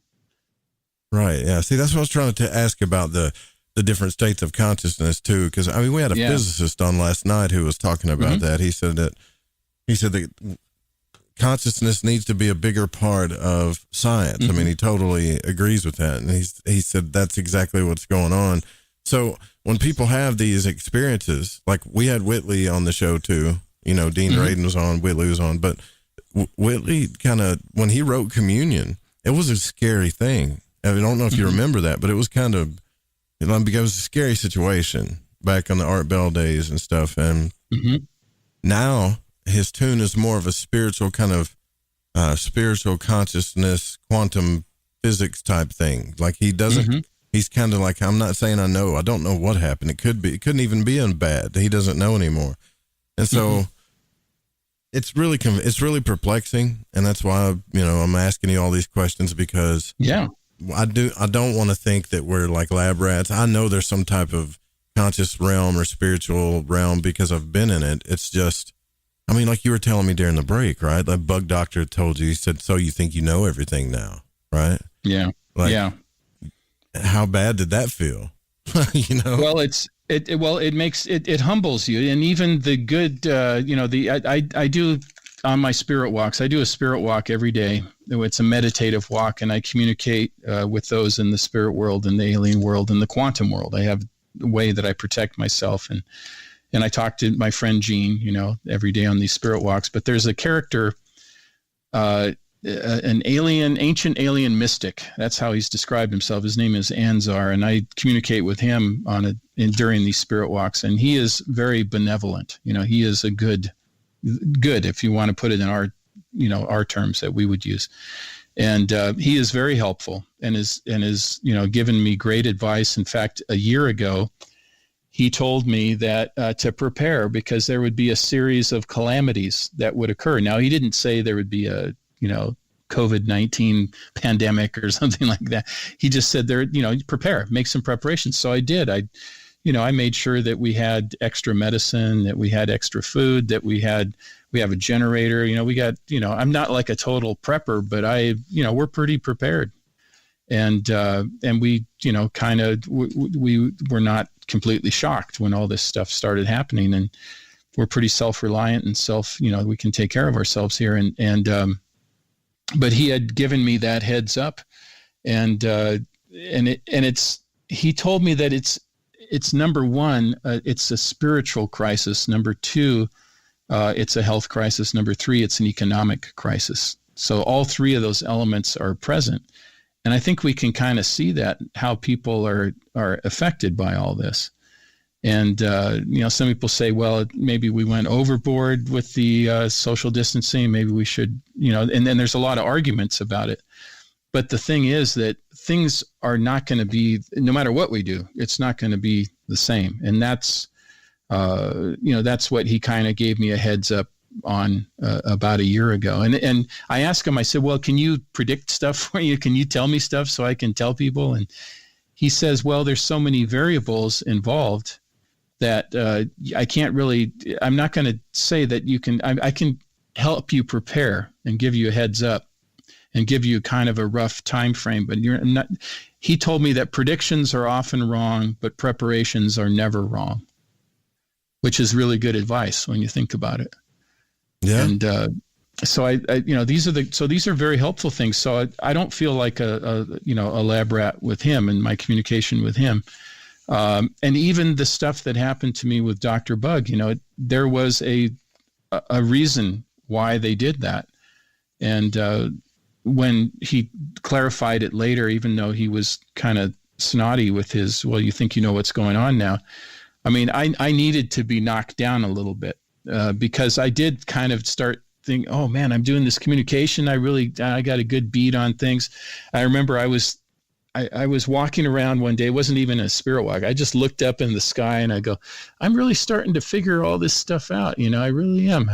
And all of a sudden, Anzar's voice came to me, and I wasn't even trying to contact him. He just said, what did he say? Oh, you have no idea. You really have no idea. And it humbled me. It made me think, okay, I just am scratching the surface. I got a couple little puzzle pieces, as do all of us. And we got to work together, to try to figure this out. So I think that's the role that I'm seeing that they're playing. Now, there are those that have more malevolent intent, like the lady on the cover, the reptilian lady. She came to me in a very lucid dream, presented herself as my mother. So in a very nice dream. I thought, oh, this is a nice kind of midway between dream and wake. And, oh, it's my mom, and we're in this house. I didn't recognize the house. And then all of a sudden, my mom started to act weird, like kind of in a sensual way. And I thought, no, that's creepy. I don't like that. I mean, that's not my mom. My mom wasn't like that. She was a nice, decent lady. And then all of a sudden her face morphed. It wasn't my mom anymore. It was the face that you see on the cover of Timeless Trinity. And it was quite frightening. And not only was she frightening, but she grabbed me and pushed me and lifted me up and slammed me against the wall. And telepathically, she told me, I can do whatever I want, and there's nothing you can do about it. Whoa. And it frightened me so much that I woke up in a panic. I mean, I woke up sweating, in a panic, because it started off so nice. He was pretending to be my mother, and who doesn't want to see their deceased mother, in their dreams, that's very comforting. Then all of a sudden she becomes this really scary thing. And, I've talked to other people, and they said it's kind of rare to encounter them, but that's part of the group that is out there. And, so I had that encounter for a reason, I guess, is to know that there are different intentions and different, motivations out there, and what they actually want. I don't really know what the reptilian types want, but other people have told me that they're very rough and that they're not going to be treating us very well, whereas the other ones are either kind of neutral or some are really trying to help us. So I think when the idea of, the fear of being a lab rat, there is some justification for that, but most of it, I think, is either neutral or they're actually trying to help in some way or help themselves. So is there a correlation between angels and your experience? Angels, ETs, demons, ETs, or are they separate from your experience?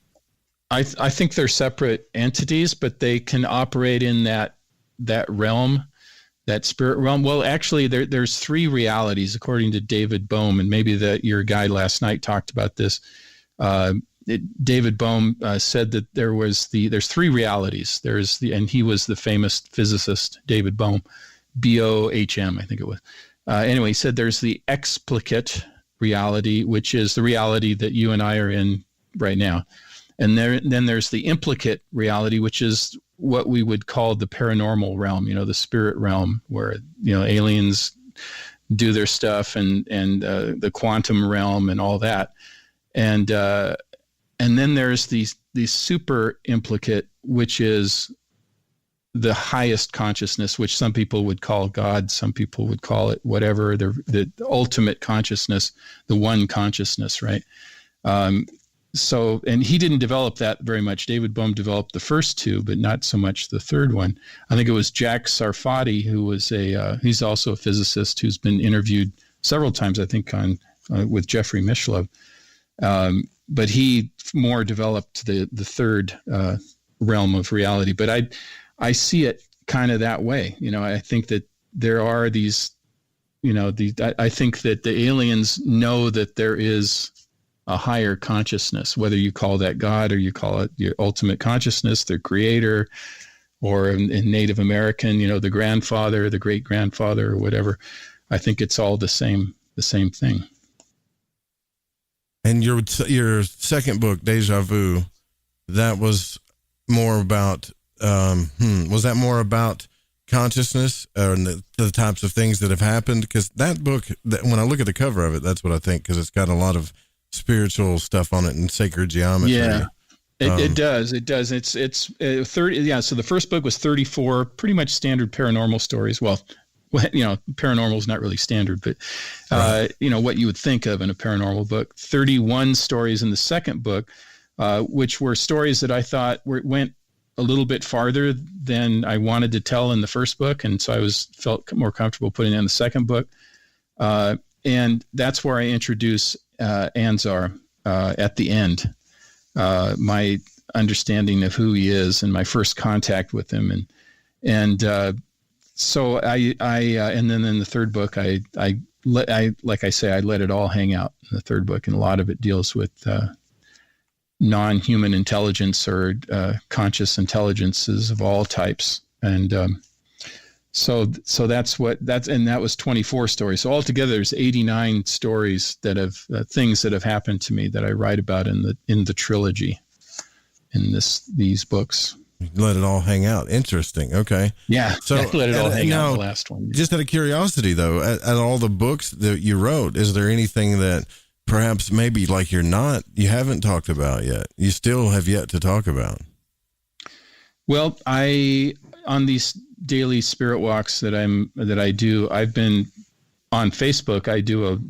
I call it a communique, but I post it in public on my Facebook page every day, and anybody can check them out. It's the information I'm getting from Anzar, my friend Gene, and others in the spirit realm or alien realm, and I ask big questions. And one of the things I'm being told that I can share with you, and I'm not one to want to predict stuff, or I just like to prepare. But I'm being told that, and Terry is actually, I've talked to him about it too. And in the fall, there's going to be something that I'm being told is what they call the big show. I'm not exactly sure what it is.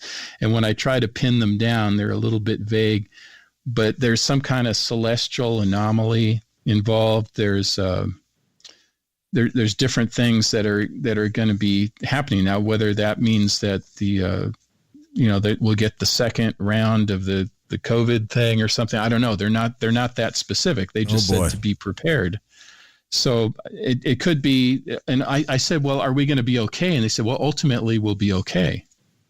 So that's comforting. At least I know that ultimately we'll be okay, but there's going to be some hardships to come. And I do have to remember that, Anzar did tell me there'd be a series of calamities, not just like one or two or whatever, but up to 7 of them that could come in the next year or so. So I think what's always best is for us to always be prepared, like we were taught in the Cub Scouts or Boy Scouts or whatever, right. Girl Scouts, I suppose too. Just always be prepared and not be caught like a deer in the headlights. Know that okay, things happen. Some things are good, some things are not good, but we're going to make it, and have that survivor mentality. That we're going to be okay ultimately, and not be caught flat-footed. Which. Because I used to work in prisons, I kind of have that mentality anyway.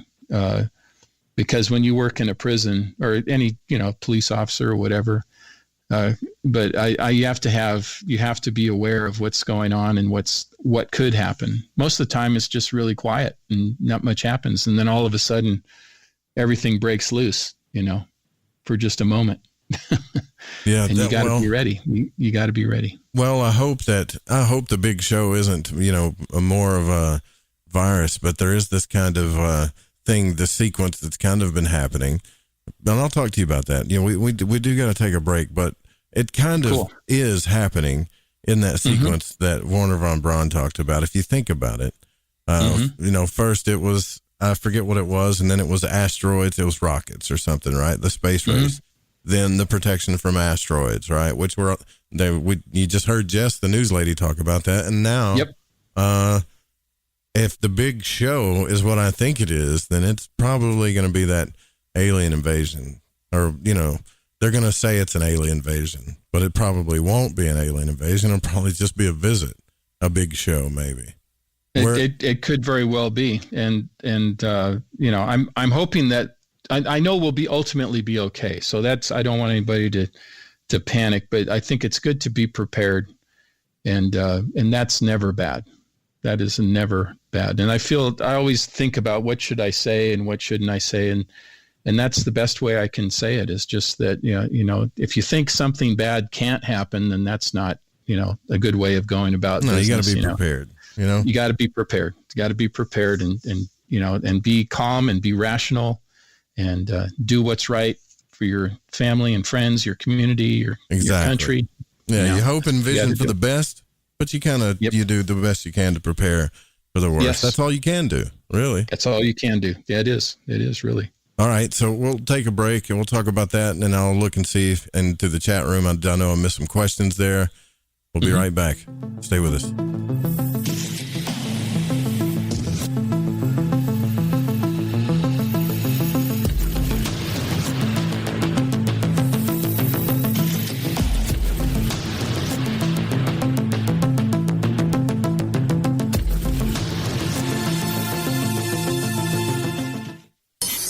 In your face, all over the place. We're online 24/7. 24/7. You're listening to the hottest internet station. This is Malorcas45, fan of the Fringe FM, challenging everyone to open their mind's eye.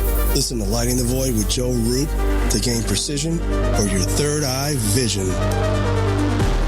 Have you suffered in silence or experienced stress from a paranormal experience? Even if it happened 20 years ago, when thinking or talking about it today still makes you feel sick to your stomach or makes your heart beat faster, or you suddenly can't breathe. Maybe you even feel those old familiar signs of a panic attack trying to reach the surface. You could have unprocessed emotional responses. Those reactions of terror and trauma are no different than living through a horrible assault, childhood abuse, or a terrible car accident. It can be nearly impossible to find help. The very instance of seeing a ghost or encountering a cryptid could be clinically described as seeing or hearing things that aren't there. You could be considered psychotic, or at best, you're just not taken seriously. Out of a growing mountain of research, the National Institute for Integrative Healthcare showed that 8 out of 10 veterans who completed just 6 one-hour EFT sessions no longer tested positive for PTSD. If you've had paranormal trauma, you can contact Metaphorical Archaeology by calling 214-995-3754. Again, that's 214-995-3754 for a discreet consultation. Hi, this is Aaron Hunter, host of Real Paranormal Activity, the podcast where we tell real paranormal experiences of people from around the world. And we also conduct interviews with authors, investigators, psychics, and mediums. Real people, real stories, real fear. Thursdays at 6 p.m. Pacific, 9 p.m. Eastern on the Fringe FM. See you then. My name is Jake. I'm from Billings, Montana, and I am a void walker. Hey, Joe Root. Thanks for lighting the void. This is Janine in the bluegrass of Kentucky, and I am a void walker. What's up, guys? This is Damien from San Marcos, Texas, and I'm a void walker. I listen to the show to keep myself aligned with the world. Hi, this is Laura, a.k.a. Laura Lavender. I'm from Las Vegas, and I listen to Lighting the Void because it helps me understand some of the strangest experiences I've had. So thanks for all that you do and for always being there for us, Joe.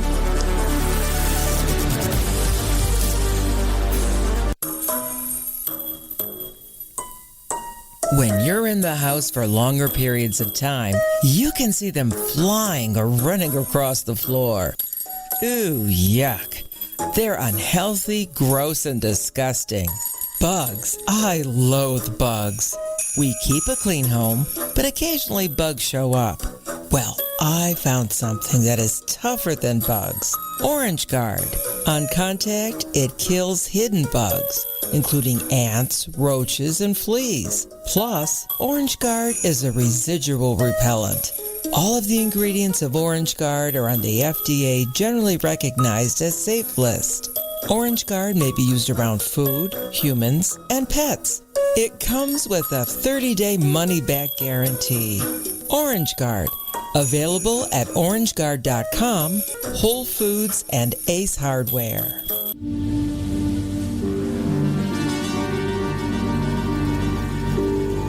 To call Joe, pick up the phone, dial 1-800-588-0335, toll free from the United States or Canada. You're listening to Lighting the Void Radio.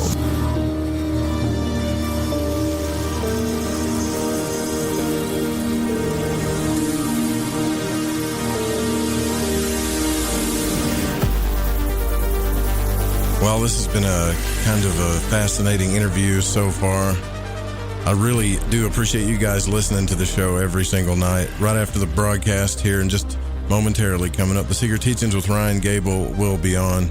And if you go to lightingthevoid.com, you can see there's ways to support the show. You can grab stuff from the shop. You can donate and join the new member section. The Astral Journal is out. Yeah, I got to go check that out. That's where we do, if you get the $12, and I think it's, $12.50 something package. Kind of fuzzled right now because of what we're about to talk about. So go check the Patreon stuff out.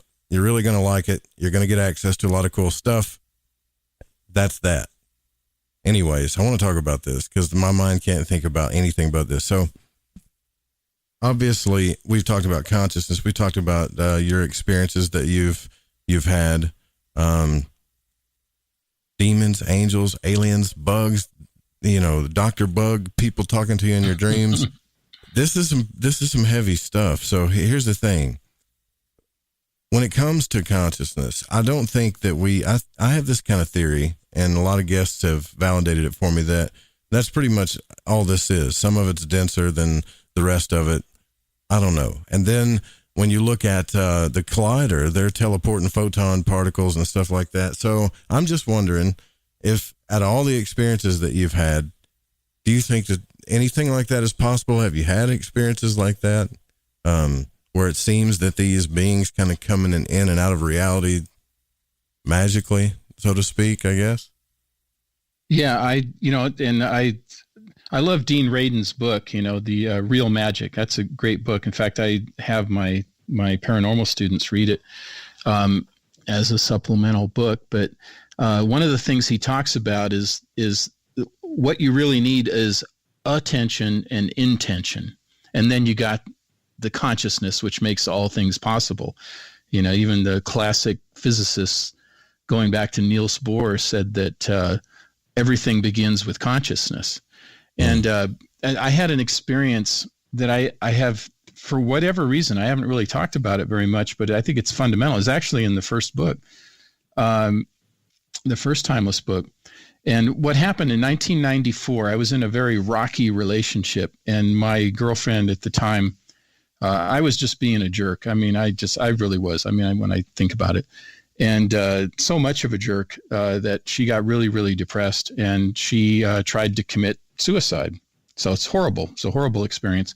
She was put in a mental hospital, and I went to visit her in this mental hospital, and this was in Seattle.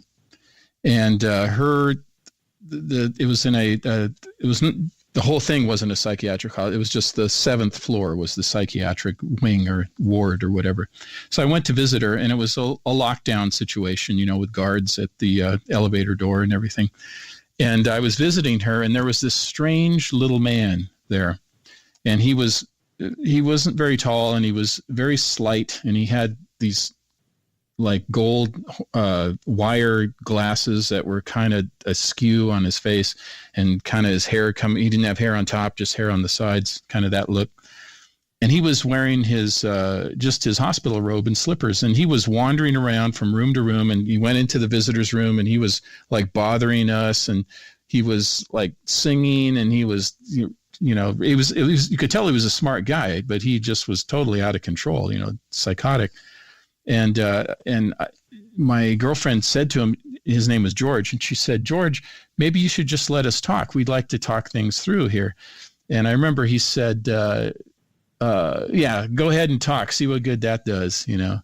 And he was just kind of a smart aleck. And then he started playing this little keyboard, and he was singing. And she told me that he would come into everybody's rooms. He liked to wear women's nightgowns, and he was just, you know, all over the place. The guy was, you know, I don't like to say, but I'll just say he was nuts, right?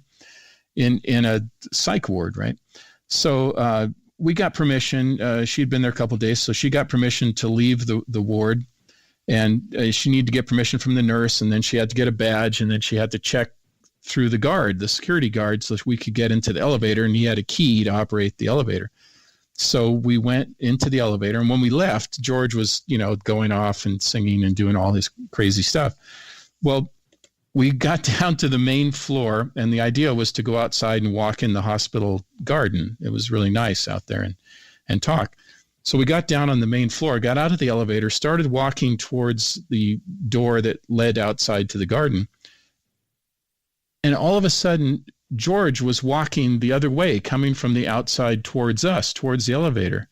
And it was him. And he had his hospital robe, his slippers, and now he had like a girl on either side of on either arm. And these were very nice looking women. And I told my girlfriend, I said, is that George? And she said, yeah, I think it is. And so I said, hi, George. And she asked, well, what are you doing here? And he said, did you get a pass? That's what she asked. Did you get a pass? And he said, no, they won't give me one. And I said, well, then how'd you get down here? Because obviously he didn't go by the elevator, and he didn't go in any emergency steps because the guard was guarding that too. And even if he did, he couldn't have got down there fast enough, faster than the elevator, and to be coming from the outside in. So I said, how did you get down here and so fast? And he looked at me and he said, I flew. And then he started laughing hysterically. And these girls, who were these very strange women, you know, started giggling. And then he just headed on down the hallway. And I asked my girlfriend, I said, what in the heck's going on here? And she said, well, maybe he has a twin. And I said, no, he doesn't have a twin. You know, that was the guy we were just talking to. And I said, and besides, who are those girls? And he said, well, maybe they're nurses. And I told my girlfriend, no, those aren't nurses. They look like exotic dancers. They don't look like nurses.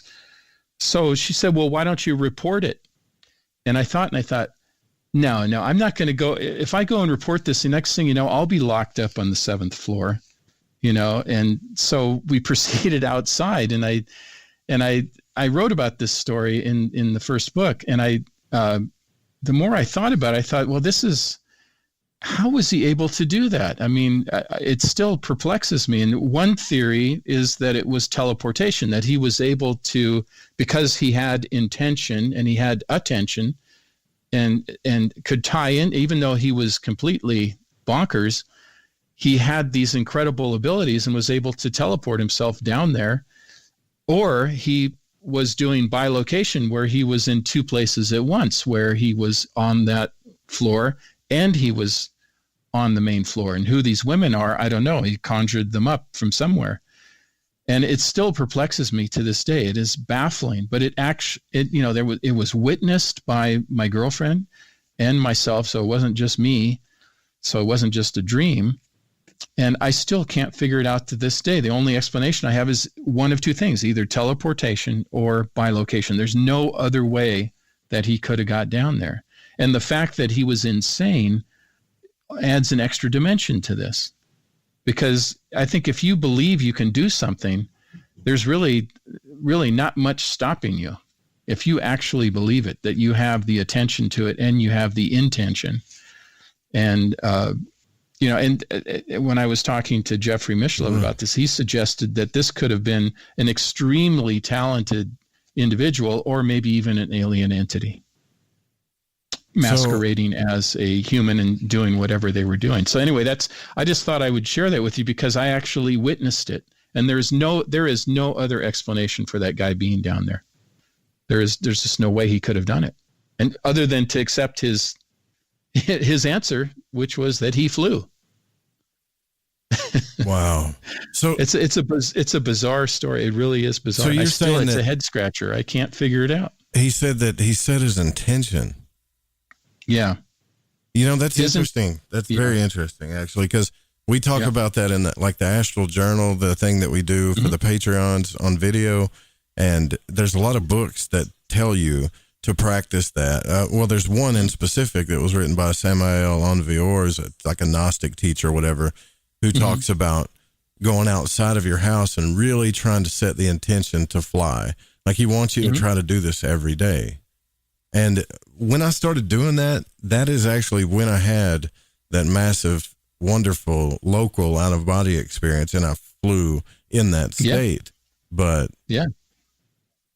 they figured out how to do it in reality. Bilocating. You might have had a physical presence one place and then astral, body or whatever within your consciousness in a different place. They both would have been part of who you are. That's so fascinating, man. That's got to be the craziest thing that's ever happened in your life, though. Probably one of the craziest. It is, and what makes it so really interesting is the fact that somebody else witnessed it too. And but the rationalizations you try to go through. Well, maybe he has a twin.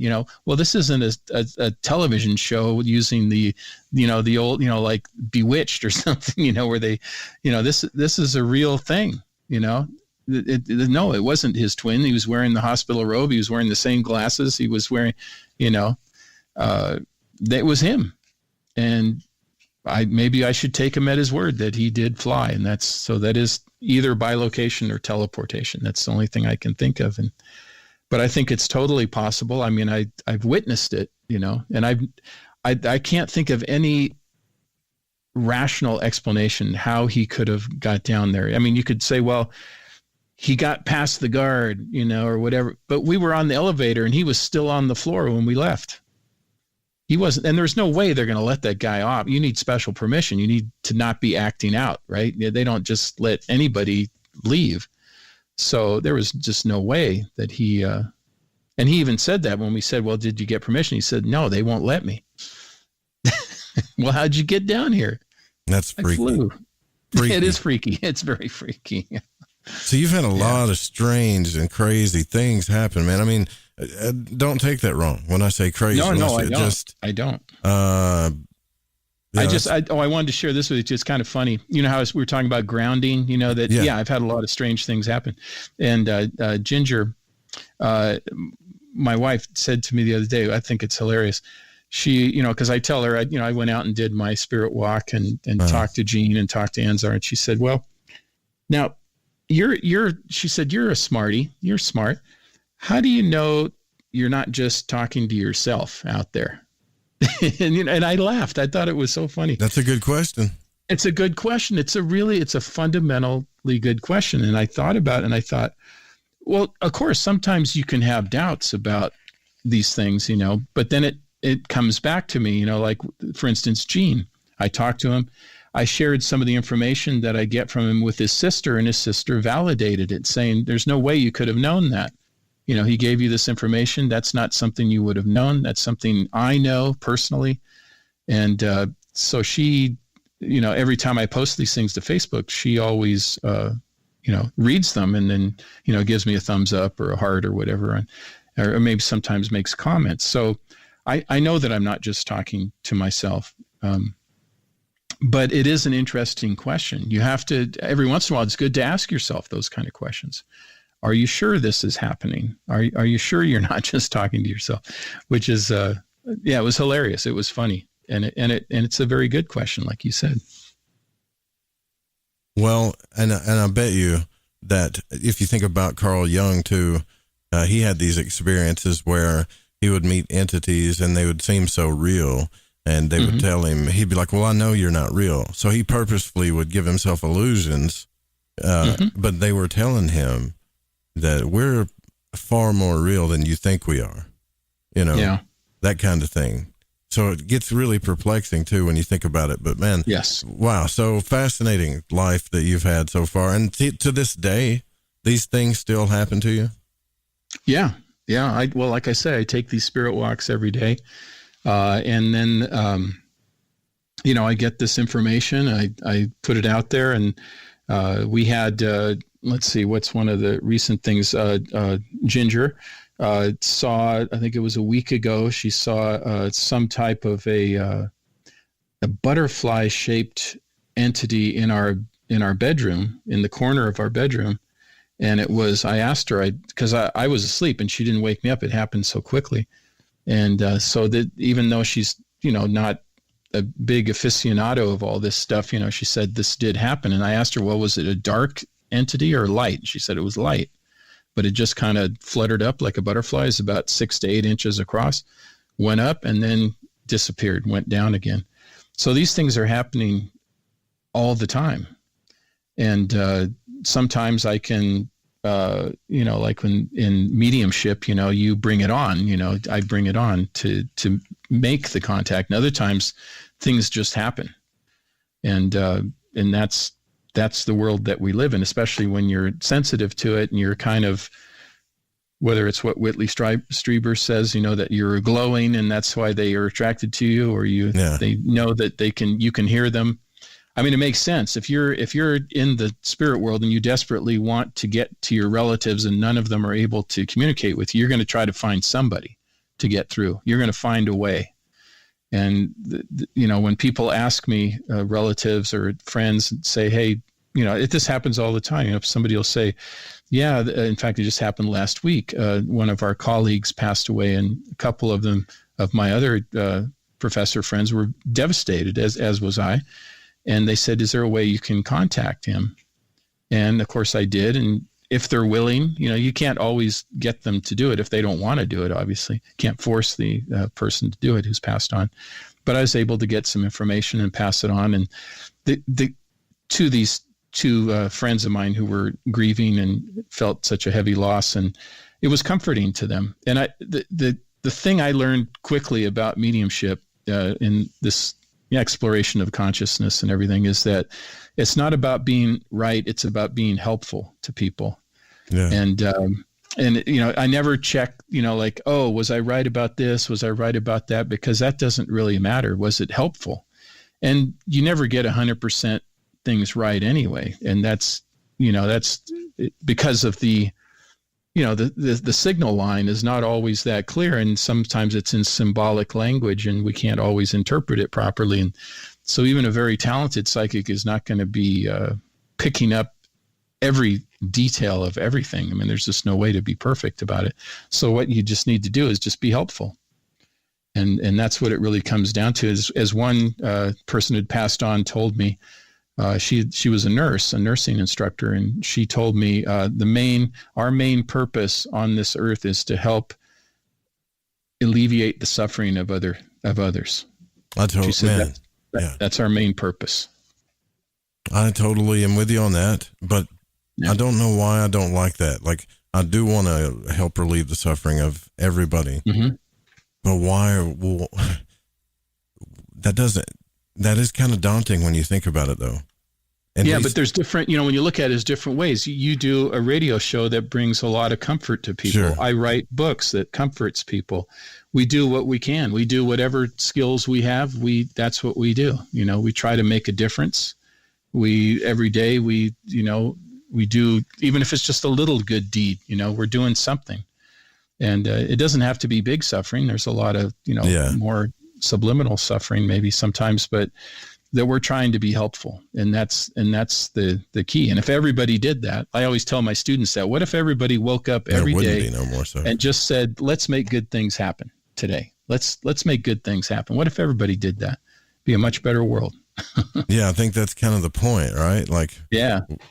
That's the whole point. See, because there's a lot of ideas that talk about that, especially spiritually, that this place is for that, for growth, spiritual growth through suffering. And that to me is like, seems like, well, yeah, that does happen, but do we have to suffer to grow? Really? I wonder. Or can we just like make up our own minds, like you're saying, and really start taking care of each other so we don't have to, and we can still grow? I think that's totally possible. Yeah, I think that's totally possible. Often it comes down to, people wait too long or let it go too far, but not always.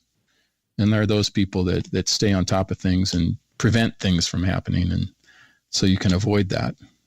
Well, I hope that the big show that's coming that they warned you about is a good change.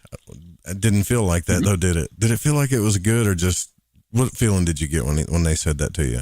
The big show. It was ominous. I got an ominous feeling, but I think good will come out of it, but it is a very I think all of us feel it. We're in a very transitional time right now. Yeah. And there are big changes taking place, and some things are going to change quite a bit. And other things will change more subtly, but it'll be a very different world. There is, as Whitley said, a new world, that's what we're heading into. So, but there's going to be something quite dramatic, and it's not going to be subliminal, because I said, well, is it going to be like a handful of people will notice and or is it going to be like everybody? And I've been told that everybody will know. So that is the ominous part. What it is exactly, I know it could involve, I kept hearing celestial anomaly, but that could be, a weather anomaly. It could be any kind of thing, I mean, when you think of a celestial anomaly, you think of like an asteroid, like we just talked about today, or on your news broadcast, or a comet, or some kind of, quasar, some exploding, star or something. Yeah, it's only 4 million miles away, but it's really close, and it just can't even fathom how is that close. But that's part of it. I mean, space is out. This a big illusion. We think we're on this massive planet, and we're just really small. That's all there is to it. And it's infinitesimal. Yeah, absolutely. So listen, we got to get out of here. But this was a really, really good conversation. I really appreciate you coming on. Thank you, I got to Joe. look into this more, man. You have had one intense life, and I want everybody to go check out the book too. And you can give out your links too. I want to make sure everybody knows how to find you, so I don't mess it up, please. Yeah, the books, you can just look me up on Amazon. It's Solheim, Solheim, Timeless. The Timeless books are all there. You can go to my website, bruceolavsolheim.com. Olav spelled OLAV. And my comic book Snarc, you can get it there. You can go to Comixology if you're a digital comic person. Snarc is there. Cool. So there's different ways you can get a hold of me, and I had a great time. The time went very fast.